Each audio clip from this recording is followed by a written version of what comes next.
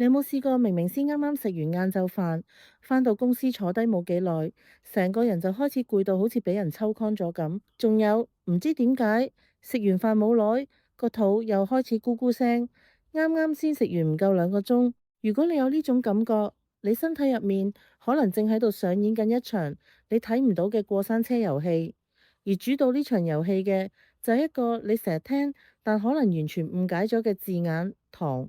大家好，我係阿 Moon，係一位營養師。每星期我會用廣東話同你講一本健康同身心靈好書，我會用聲音陪住你，訂閱我，一齊越聽越健康。今日要同大家講嘅呢本書叫做《控糖革命》，作者 Jesse Inchauspeh 本身係一位生物化學家，佢唔單止有紮實嘅科學背景，仲曾經因為一場意外搞到身體出現好多問題。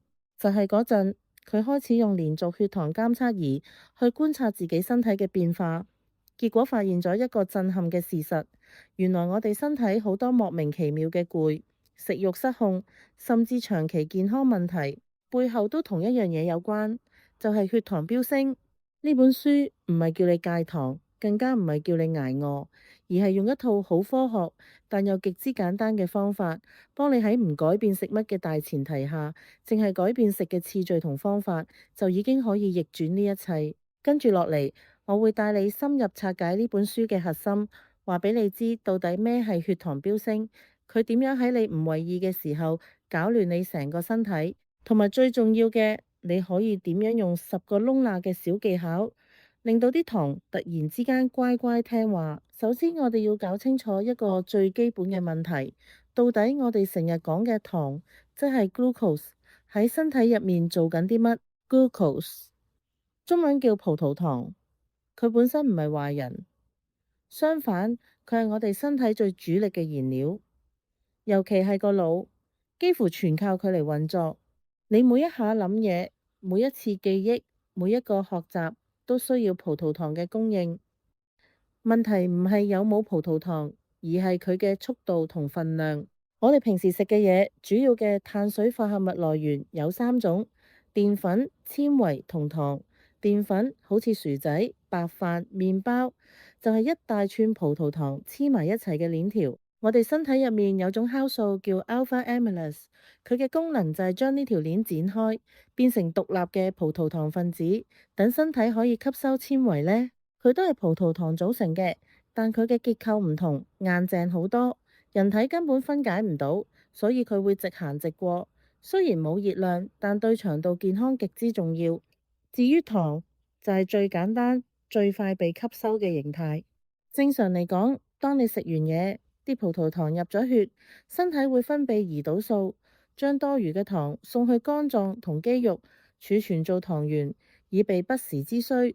成個過程應該係平穩嘅，好似一條慢慢升起再慢慢回落嘅曲線咁。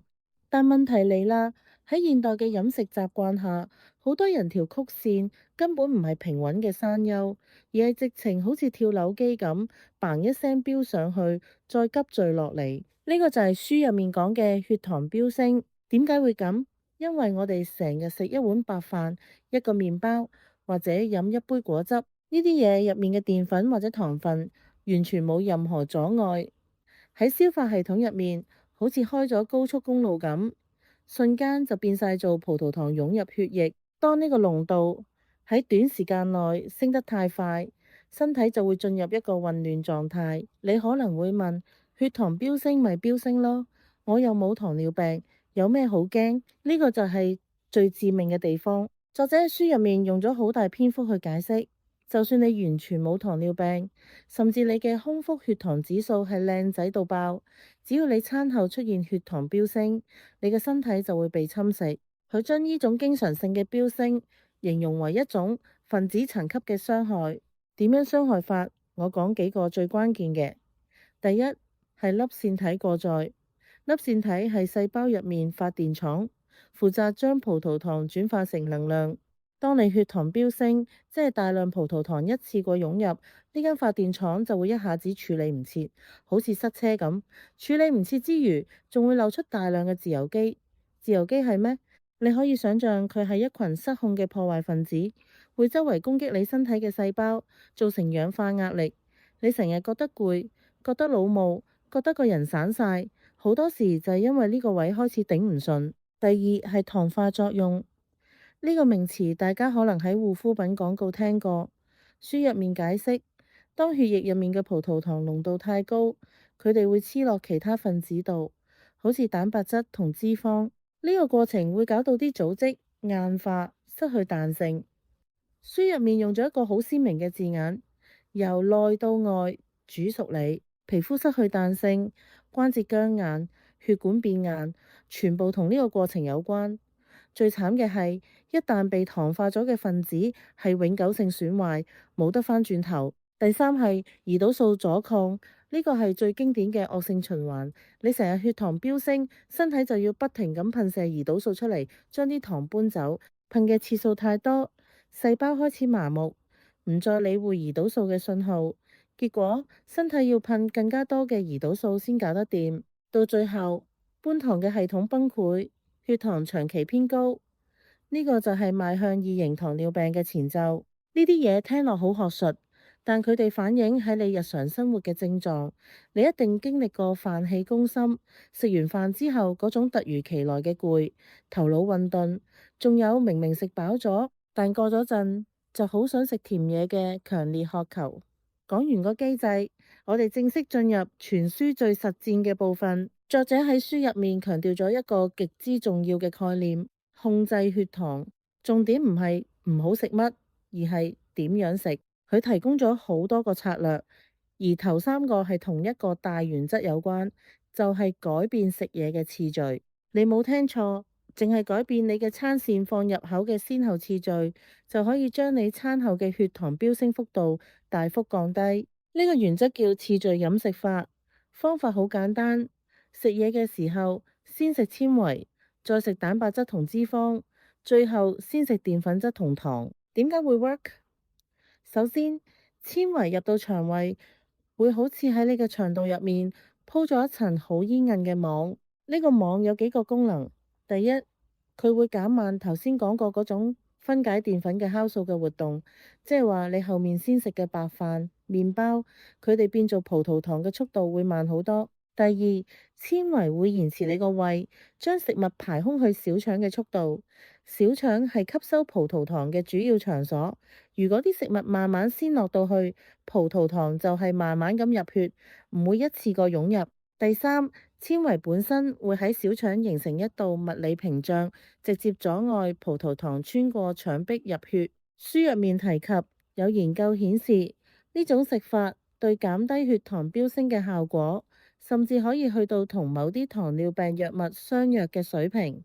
你唔使戒口，唔使計數，淨係轉一轉次序就搞掂。第二個大策略就係關於早餐。作者有個好顛覆嘅觀點，佢話早餐如果食甜嘢係一個災難性嘅開始，因為你成晚冇食嘢，身體處於一個極度敏感嘅狀態，第一啖入口嘅嘢會被極速吸收。如果你早餐就食甜麵包、甜麥片或者白粥呢啲高碳水嘅嘢，你嘅血糖會一下子扯到好高，之後成個下晝嘅血糖曲線都會因為今朝呢一下而變得飄忽不定。佢嘅建議係早餐最好食鹹食，重點要放喺優質蛋白質上面，好似雞蛋，再搭多啲纖維，例如菠菜、番茄，同埋健康脂肪，例如牛油果。食一份咁樣嘅早餐，你嘅血糖會係一條平穩嘅直線，代表你成個下晝嘅能量供應會係穩定嘅，唔會有食完飯嗰種斷崖式嘅下跌。第三個戰術，相信好多人都聽過，但未必知佢背後有咁強嘅科學根據，就係飲醋。作者建議喺餐前或者食甜嘢之前，用1湯匙嘅醋稀釋喺一大杯水入面飲咗佢。蘋果醋、黑醋等等，任何一種都得，都 OK。呢個動作可以將你之後嗰餐嘅血糖飆升幅度顯著降低。